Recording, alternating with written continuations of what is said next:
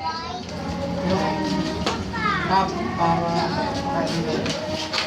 Hi guys. We are the winner! Yo! Talo kami! Kami ang panalo. Pinagpawisan ako dun, oh.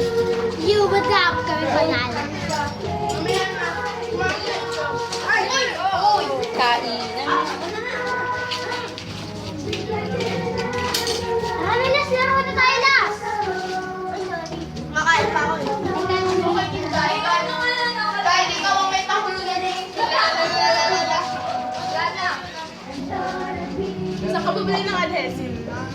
Now? Hindi, bigay lang mo. Binigay niya.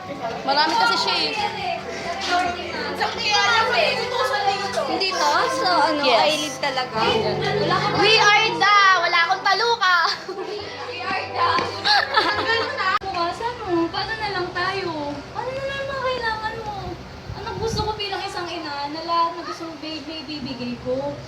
Para kahit wala na ang papa mo, may papakita ako sa'yo, may papadama ko sa'yo. O kahit bapunan ko man lang mga pangangailangan mo. Ma, hindi ko kailangan ng mga material na bagay. Ikaw lang. Oras mo lang. Pwede ka naman dito magtrabaho sa Pilipinas, di ba? Para sa malayo ka. Anak, pasensya na pero 2 taon lang to. Pagkatapos nito, tutuon ko ng oras ko sa'yo. Pangako anak, 2 taon lang. Gusto ko lang makaipon para sa pagkoleyo mo eh. Anak, para sa isang magulang, napakasarap tignan ng anak niya. May magandang kinabukasan.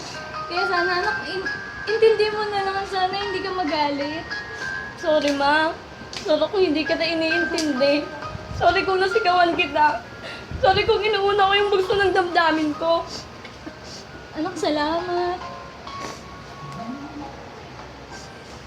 Anak, mag-ingat ka dito ha. Mag-aaral ng mabuti. Huwag agad mag-boyfriend. Ko.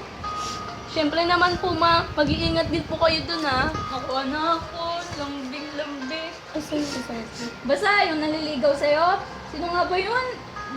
Basta kung sino man yun, sabihin mo, pag-aaral muna bago lumandi-landi, okay? Opo, Ma. Opo, Ma.